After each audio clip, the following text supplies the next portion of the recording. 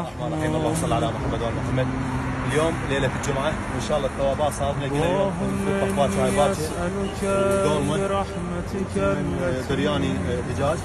بس كنا الفلوس كلها شوفوا التفاح والليمون واللبن رحمتك التي قهرت بها كل شيء.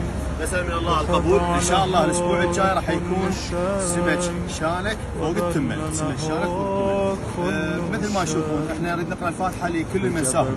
اول واحد ساهم حجي ابو فاضل ابو عوده، حج السوني المرشدي من السماوه، المرحوم حج السوني ذويه، وام طالب وابو طالب الله يرحمهم، ونيذر الشهيد نيذر الحساني الله يرحمه، اضافه الى اللي ساهم بالدورمه علي ابو خويط الله يرحمه.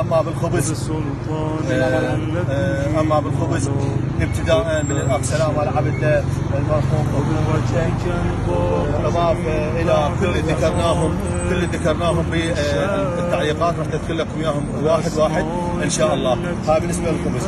بالنسبه للتمن للمرحوم علي شذا التميمي، التمن برياني اليوم دور سنتها، جابوا لنا دجاج اضافه الى وهذا الخبز خير من الله. نسأل من الله التوفيق لكم وارجو منكم كل واحد يقرأ الفاتحة إلى أموات. يا نور يا قدوس يا أول الأولين ويا آخر الآخرين. اللهم اغفر لي الذنوب التي تهتك العصام.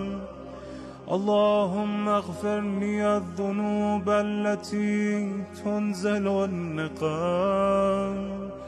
اللهم اغفر لي الذنوب التي تغير النعم. اللهم اغفر لي الذنوب التي تحبس الدعاء. اللهم اغفر لي الذنوب التي تنزل البلاء. اللهم اغفر لي كل ذنب أذنبته وكل خطيئة أخطأتها.